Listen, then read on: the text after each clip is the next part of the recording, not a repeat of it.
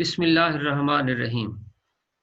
Dear students, first year chemistry में next lecture जो percentage composition कर रहे थे, तो नेक्स्ट लेक्चर 8 है कम्बशन एनालिसिस।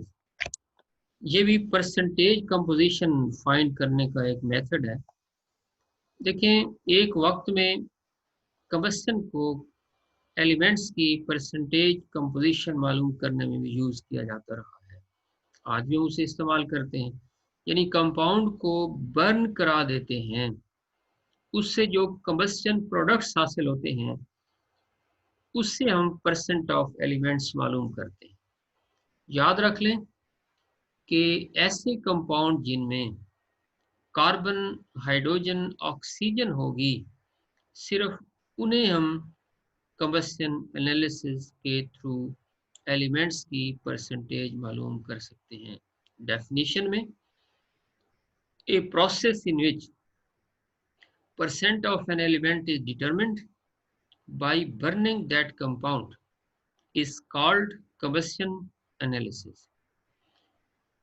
अच्छा देखें, जैसे मैंने कहा कार्बन, हाइड्रोजन, ऑक्सीजन या कार्बन और हाइड्रोजन सिर्फ अगर कंपाउंड्स में मौजूद है तो उनकी आप कम्बशन एनालिसिस करा सकते हैं। ये दो किस्म के कंपाउंड्स हैं। अब इसकी ज़रा वजाहत की तरफ हम आ जाते हैं। तरीक़ेकार इसका क्या होगा कि एक हम सैंपल ले लेते हैं ऑर्गेनिक कंपाउंड की, उसका वजन कर लेंगे, उसे ले जाएंगे आप एक कम्बस्शन ट्यूब में। कम्बस्शन ट्यूब क्या होती है? दरअसल ग्लास की, पायरेक्स ग्लास से बनी हुई एक ट्यूब है। ये पायरेक्स ग्लास की खासियत ये है कि आप इसे जितना भी गर्म करते जाएंगे ये ब्रेक नहीं होगा, तो इसीलिए हम कम्बस्शन ट्यूब को पायरेक्स ग्लास से उसमें हम उसे वेट सैंपल कंपाउंड को उसके अंदर हम प्लेस कर देते हैं। अच्छा, फिर उसे कम्बस्शन ट्यूब को एक फर्नेस के साथ फिट कर लिया जाता है। नेक्स्ट हम क्या करते हैं कि stream of oxygen is supplied in this combustion tube, यानी ऑक्सीजन हम सप्लाई करते हैं। अच्छा, इससे हम क्या करते हैं कि उसे हीट करते हैं टू रेड हॉट, या उसे बर्न कर देते हैं कंपाउंड को। इससे जो कंपाउंड में हाइड्रोजन होगी, याद रख लें हाइड्रोजन प्लस ऑक्सीजन मिलकर क्या बना देगा? H2O। कार्बन है तो वो ऑक्सीडाइज हो जाएगी या कन्वर्ट हो जाएगी, कार्बन प्लस ऑक्सीजन बर्न होकर क्या बन जाएगी? CO2 बन जाएगा। अब ये जो H2O और CO2 है, इन्हें आप नाम देंगे कंबस्शन प्रोडक्ट्स, कंबस्शन गैसेस भी आप इन्हें कह सकते हैं। H2O and CO2 gases known as combustion gases, they are absorbed in pre-weighed absorbers। H2O के लिए है मैग्नीशियम परक्लोरेट, इसे आप पढ़ेंगे MgClO4 twice, magnesium perchlorate, and 50% potassium hydroxide KOH। ये भी पहले से वजन शुदा होंगे। अब देखें, H2O मैग्नीशियम पर क्लोरेट में जज्ब होता जाएगा और CO2 जो ये 50% KOH में एब्जॉर्ब होती जाएगी। जो ही तमाम का तमाम कंपाउंड बर्न हो जाएगा, तमाम CO2 और H2O इन एब्जॉर्बर्स में जज्ब हो जाएंगे। याद रखें, इनकी वेट्स में, इनकी मासेस में क्या हो जाएगा? इजाफा हो जाएगा। आपने क्या किया हुआ था? पहले भी इनका वजन किया हुआ था। फर्ज करें इनका वजन 50-50 ग्राम था।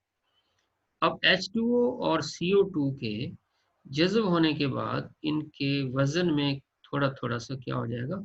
इजाफा हो जाएगा। से एक 52 आ जाता है, दूसरा 53 आ जाता है, तो दोनों का फर्क निकाल लेंगे, पहले का वजन और आखिरी वजन का। तो इससे जो फर्क होगा वो वेट्स या masses of H2O and CO2 आप इस एक्सपेरिमेंट से फाइंड कर लेंगे। अब आपके पास इस सारे एक्सपेरिमेंट से जो डाटा हासिल होता है, जो ऑब्जर्वेशन, वो तीन आ गई। ऑर्गेनिक कंपाउंड का वेट, H2O का वेट और CO2 का वेट, ये तीन चीजें आपके पास मौजूद होंगी। अच्छा, देन इसमें से देखें कि हमने मालूम कर लिया इस डिफरेंस से। जो ऑक्सीजन है, यानी ये जो कार्बन और हाइड्रोजन है, इसके तो फार्मूलाज को डायरेक्टली अप्लाई, लेकिन ऑक्सीजन को मेथड ऑफ डिफरेंस या बाय कैलकुलेशन मेथड से आप इसे फाइंड करेंगे। ये आगे एक इक्वेशन में बात आ जाएगी। अब ये देखें डायग्राम से आप इसे उसी चीज को देखें, रिपीट हो जाएगी कि बात कि weight sample of the organic compound containing carbon and oxygen is placed in a combustion tube heated along with oxygen to red hot in a furnace. Carbon is converted into carbon dioxide. Hydrogen is burned to H2O. The combustion gases H2O and CO2 are absorbed in pre-weighed absorbers, that is magnesium perchlorate for water and CO2 for CO2 is 50% KOH. अगर कोई इसके अलावा gases बच जाती हैं तो फिर इसमें से बाहर निकल जाएंगी। ये एक डायग्राम अब इसकी बना देंगे। परसेंटेज के लिए फार्मूलाज हैं कि percent of carbon mass of CO2 mass of the organic compound multiplied by 12 divided by 44 into 100। देखिए ये हमने ऐसा क्यों किया।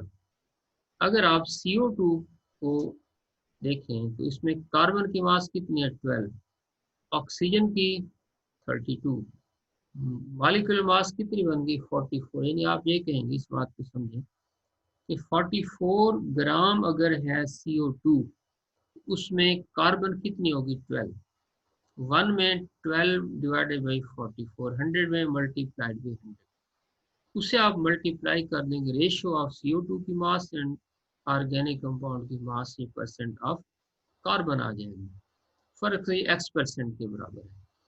परसेंट हाइड्रोजन कैसे आ जाएगी, mass of H2O mass of organic compound 2/18 multiplied by 100, फर्ज करिए y% के बराबर आ गया। और जो परसेंट ऑक्सीजन है, इसे आपने मेथड ऑफ डिफरेंस से निकाला है। आपको पता है तीन तो एलिमेंट्स हैं टोटल इस कंपाउंड में, तीनों मिलाकर परसेंटेज 100 बन जाएगी। जब आपने दो की परसेंटेज फाइंड कर ली तो 100 में से मनफी कर लें, ये परसेंटेज आ जाएगी ऑक्सीजन की बाय मेथड ऑफ डिफरेंस या बाय कैलकुलेशन से आप इसे फाइंड कर रहे हैं। तो ये से Z% आ गई। तो इस तरह से आप फॉर्मूलाज अप्लाई करके इनकी परसेंटेजेस को फाइंड आउट कर सकते हैं। इसमें एक न्यूमेरिकल एज एन एग्जांपल दिया हुआ है ताकि आप एक बात को सही तरीके से समझ सकें। तो mass of the organic compound देखिए इसमें ये दी हुई है, और इससे जो CO2 की मास निकलती है, जो वाटर की मास उसमें से हासिल होती है, इसे आपने फार्मूलाज के अंदर देखें पुटअप कर दिया तो कार्बन हाइड्रोजन और ऑक्सीजन की परसेंटेज यानी कितनी आ गई 52, और हाइड्रोजन 13 और ऑक्सीजन 34.77% आ गई। ये जो एग्जाम्पल है इसमें दरअसल ये एम्पिरिकल फार्मूला कैलकुलेशन के लिए है, तो इसे शॉर्ट करके सिर्फ कंबशन एनालिसिस से रिलेट किया हुआ है, क्योंकि बास का सिर्फ इतना न्यूमेरिकल भी ये पूछ लेते हैं। शॉर्ट क्वेश्चन में भी पूछा जा सकता है और लॉन्ग क्वेश्चन में भी 4 मार्क्स का भी ये पूछेंगे कि फार्मूलाज इसके क्या हैं, और अगर ये डाटा दिया हुआ है तो इसमें से कार्बन हाइड्रोजन ऑक्सीजन की परसेंटेजेस को आप किस तरह से फाइंड आउट करेंगे। तो ये जो है आज का लेक्चर था आपका। अल्लाह हाफिज़।